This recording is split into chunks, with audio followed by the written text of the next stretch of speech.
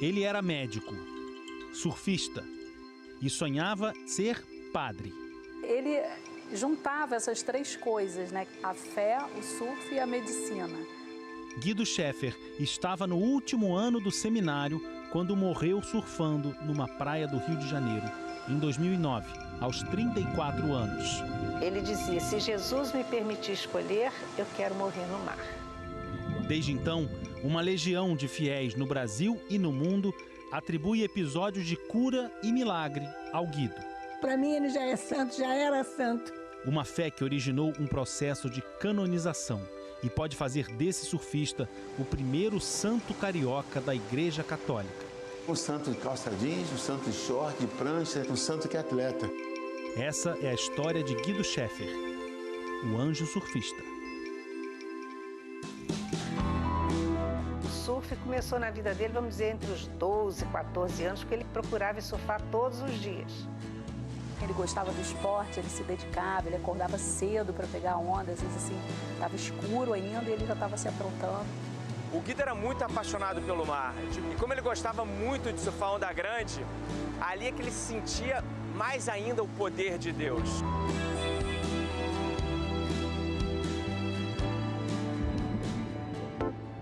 Ele nasceu na cidade de Volta Redonda, no estado do Rio, foi criado no Rio de Janeiro, aqui no bairro de Copacabana, frequentando a praia de Copacabana. Ele sempre gostou de praticar esporte, sempre gostou de desafios. Pequeno ele queria ser salva-vidas. Eu perguntei por quê. Ele falou, para ajudar as pessoas que estão se afogando. Depois, adolescente, ele falou, mamãe, eu vou fazer medicina para ajudar as pessoas que estão doentes, estão sofrendo. Tu és, Senhor, o meu pastor, e nada me faltará. E com certeza não faltará sabedoria para tratar e diagnosticar, humildade para os erros reconhecer e caridade para com o irmão que sofre. Ele é alguém que está sempre disposto a servir. Se ele visse alguém precisando dele, como médico, queria ajudar. Se visse um morador de rua, queria ajudar. Um idoso, queria ajudar. Ele não ficava trancado em luxuosos ambulatórios, consultórios, mas era nas sarjetas com as irmãs Teresa de Calcutá e os nossos irmãos nas ruas do Rio de Janeiro. Ele também falava de Jesus quando ele estava surfando para os outros surfistas, ele fazia esse intercâmbio, né? Isso foi o que levou depois ele a, então, não querer mais ser só médico do corpo, mas médico também da alma. O Guido nos falou que queria ser padre após uma viagem que nós fizemos no ano de 2000, nós fomos a Roma. Eu, no início, estranhei, achei que ele estava confundindo as coisas, porque ele já era um médico formado, né? Tinha uma namorada, falava em casar. O pai aceitou logo prontamente, falou, meu filho, se é esse o seu caminho, vá, seja o melhor sacerdote que você puder ser. Eu já relutei, falei, meu filho, pensa bem, que é uma escolha muito forte, uma mudança de vida muito grande, não é? Então, diante de todo ser vivo, eu vou glorificar o Senhor Deus. Gente, se nós cumprimos isso verdadeiramente, a gente cumpre o primeiro mandamento, que é amar a Deus sobre todas as coisas.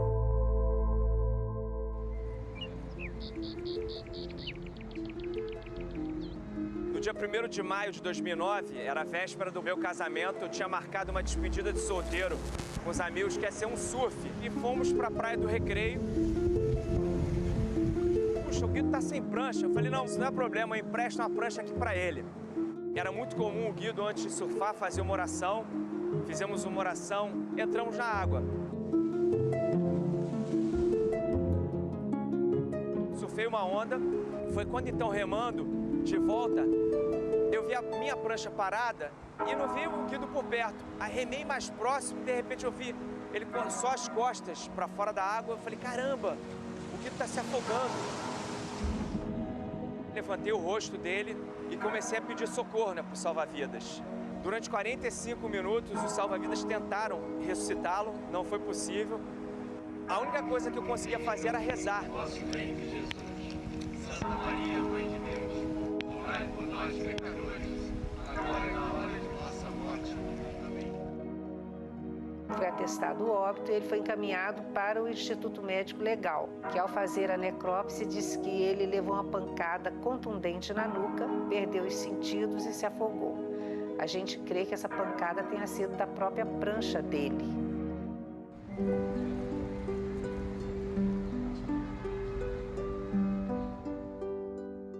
Ele faleceu em 2009.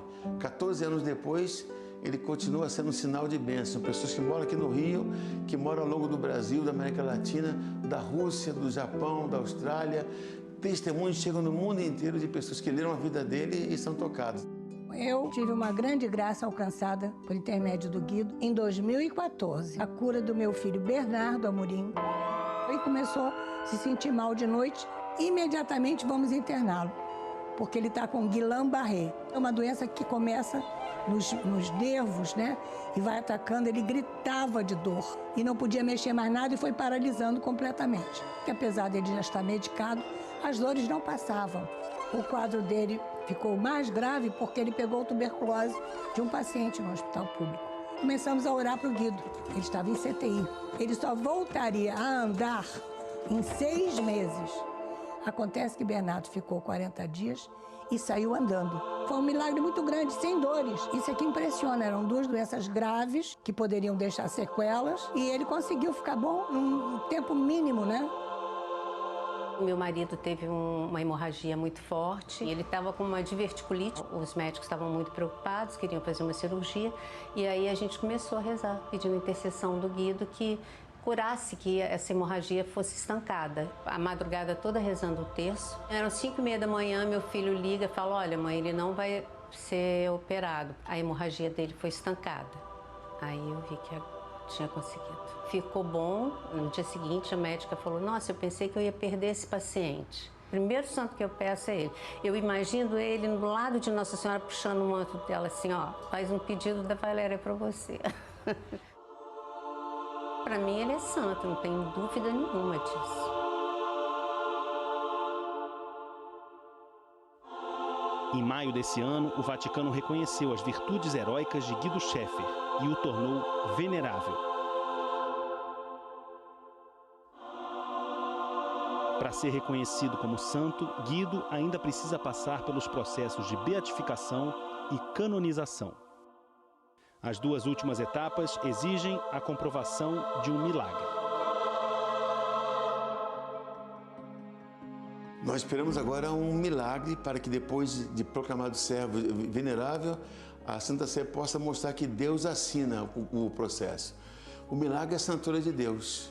Temos esse processo do Guido, que começou em 2015, e nós avançamos bastante. O Guido, ele não é mais só o servo de Deus, né? Mas ele também é o venerável Guido Schaeffer. Recebido esse título de venerável significa que a igreja, assim, ela estudou a vida do Guido profundamente e aprovou o Guido assim como um modelo, né? Ele viveu as virtudes cristãs de uma forma exemplar. Deus fará dos santos colunas de sua igreja. Está lá no Apocalipse: farei dos meus santos, dos meus eleitos, colunas de minha igreja. E daí amanhã pode ser você. O que acontece agora? A nossa principal preocupação é a busca do possível milagre. Nós temos recebido alguns documentos de alguém que esteve hospitalizado e, porventura, é atribuído uma graça, um possível milagre. É evidente que para toda pessoa que está passando por alguma dificuldade, tudo é milagre, né? Mas dentro da igreja, para uma beatificação e canonização, o diálogo é a fé com a razão, com a ciência. Basta a gente mandar agora para a Santa Sé, para o Vaticano, com toda a documentação, para que eles possam criar uma junta médica de profissionais de medicina que possam analisar se realmente houve uma cura que a ciência não pode explicar, para que finalmente o Papa reconheça: Deus assinou esse processo e realmente o Guido é beato. Esperemos que não demore muito. Se eu falo com Deus, ó, vê se não deixa demorar tanto, vê se eu ainda vou estar por aqui para ver, não é? Confio muito em Deus, que eu ainda hei de vê-lo proclamado beato, né, e santo. Pro coração de mãe, eu digo assim, é um consolo, né? Porque um filho partir é sempre uma dor muito grande, né? Mas a gente vê que ele continua vivo e que continua fazendo bem e ajudando as pessoas. Então isso traz um consolo muito grande ao coração da gente.